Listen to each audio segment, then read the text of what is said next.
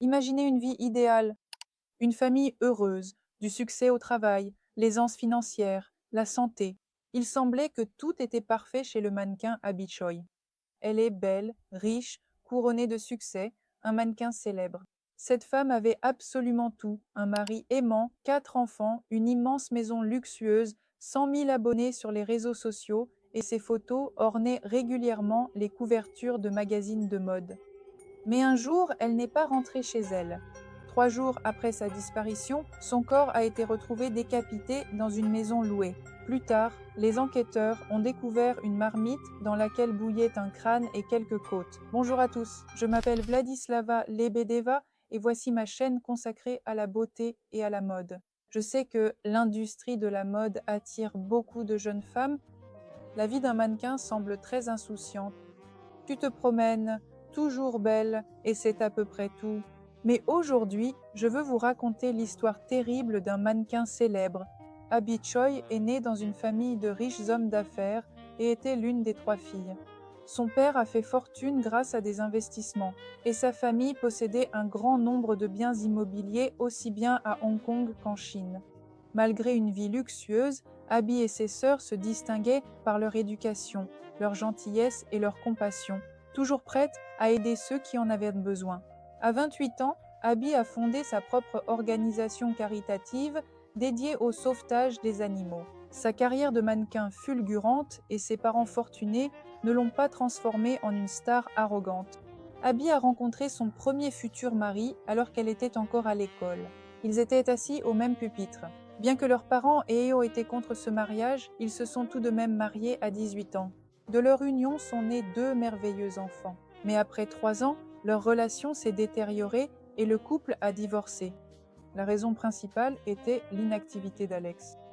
Il ne s'intéressait ni à sa femme, ni à ses enfants, ne voulait pas travailler, s'intéressait aux jeux d'argent et se contentait de dépenser l'argent de sa femme. Malgré le divorce, Abby continuait d'aider son ex-mari et toute sa famille, c'est-à-dire ses parents, son frère et Alex lui-même. Elle payait leurs voyages, leurs festins et avait également acheté une maison luxueuse avec 4 chambres dans un quartier prestigieux de Hong Kong. Elle a aussi aidé financièrement le frère d'Alex, Anthony, lorsque celui-ci n'avait pas assez d'argent pour acheter un appartement. Réfléchissez bien à ce chiffre. Même 5 ans après le divorce, Abby continuait à subvenir aux besoins de toute la famille de son ex-mari qui ne travaillait pas et vivait simplement au crochet de sa femme, ou plutôt de son ex-femme, il faut le préciser. À votre avis, est-il normal d'aider autant une personne qui n'essaie même pas de faire quoi que ce soit par elle-même, qui ne travaille pas, ne fait aucun effort et qui en plus ne fait qu'accumuler de plus en plus de dettes en s'impliquant dans toutes sortes de combines frauduleuses? Et maintenant, voici un moment important pour la suite de toute cette histoire. À la veille du nouvel an 2023, le chauffeur d'Abby a démissionné et elle devait en trouver un nouveau. C'est alors que la mère de son ex-mari Alex a demandé à Abby d'embaucher son fils cadet Anthony. Abby avait toujours soutenu la famille d'Alex et, cette fois encore, elle n'a pas refusé. Elle a donc embauché le frère de son ex-mari. La famille d'Alex était très différente de celle d'Abby. Le père de toute la famille, le papa d'Alex, travaillait dans la police et tirait souvent son fils d'affaires dans lesquels il se retrouvait par sa propre bêtise. Un jour, Alex a imaginé une arnaque et a convaincu tous ses amis d'y investir de l'argent, sachant d'avance qu'ils n'en tireraient aucun profit. De telles manipulations financières de la part d'Alex se traduisaient par l'accumulation de plus en plus de nouvelles dettes. Et devinez qui les remboursait? Bien sûr, Abby. Au bout d'un certain temps, le père d'Alex, qui, je le rappelle, travaillait dans la police, est lui-même devenu l'objet d'une affaire pénale pour escroquerie, et il a été renvoyé de la police. Quelle famille, tout de même! Malgré la différence sociale entre les familles, Abby a toujours soutenu son ex-mari et sa famille, aussi bien matériellement que moralement. En 2016, Abby s'est mariée pour la 2e fois. Son élu était Chris, le fils riche et prospère d'un magnate de l'industrie.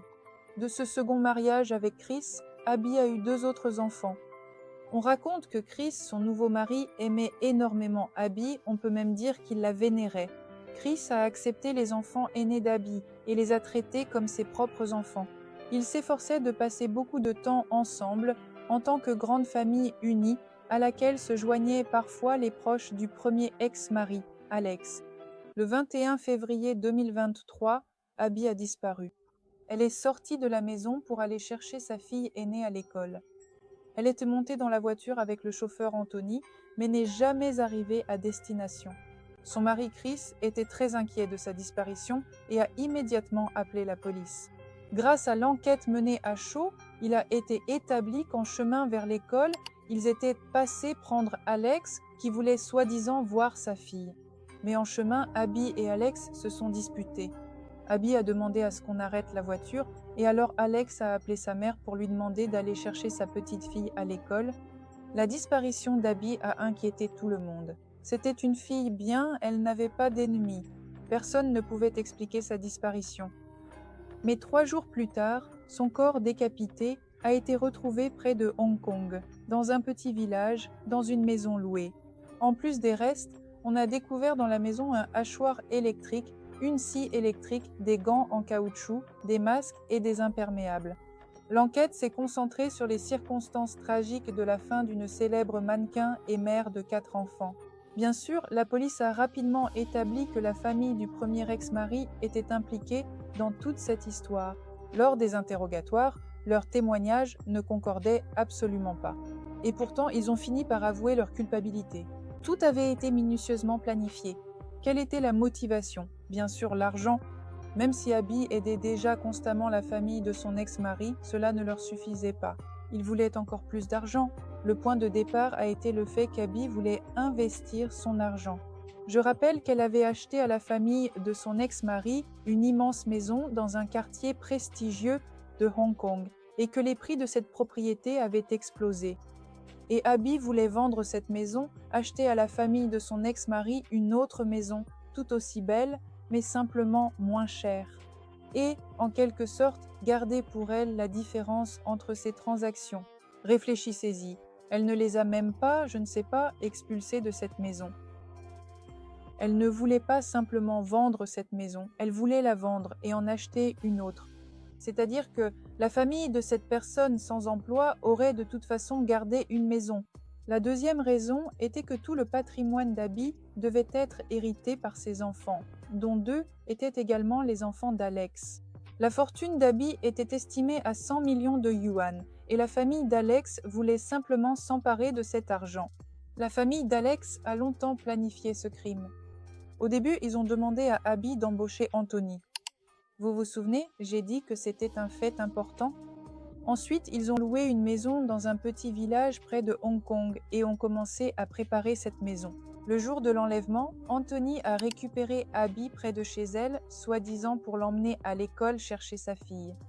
En chemin, Alex les a rejoints et ensemble, ils ont kidnappé Abby, l'ont emmenée dans cette maison et l'ont tuée. La mère d'Alex était au courant du crime en préparation, c'est pourquoi elle est allée elle-même chercher sa petite fille à l'école. Les 4 criminels, Alex, Anthony, leur père et leur mère, ont tous été arrêtés. Beaucoup d'internautes comparent cette famille à des parasites qui se sont simplement accrochés à Abby et vivaient à ses crochets sans travailler. Cette histoire rappelle un peu le film Parasite. Écrivez dans les commentaires, l'avez-vous vu? Je suis allée le voir au cinéma. Je l'ai beaucoup aimé et il m'a fait une forte impression. Les amis et les proches ont fait leurs adieux à Abby Choi 4 mois après sa mort, lors de funérailles organisées dans sa couleur préférée, le rose. Les funérailles du mannequin hongkongais ont eu lieu dans la banlieue de Hong Kong. L'entrée de la salle commémorative était décorée de rideaux roses et de 2 portraits de Choi posant dans une robe rose devant des ballons de différentes nuances de rose. En fait, j'ai vraiment la chair de poule à cause de toute cette histoire. Et ce qui surprend le plus, c'est qu'Abby aidait déjà énormément la famille de son ex-mari, alors qu'en fait, elle n'était absolument pas obligée de le faire. Cela faisait déjà 5 ans qu'ils avaient divorcé. Je ne comprends tout simplement pas comment c'est possible. Écrivez dans les commentaires ce que vous en pensez. Merci beaucoup d'avoir regardé. Restez avec moi et à bientôt dans la prochaine vidéo. Au revoir à tous.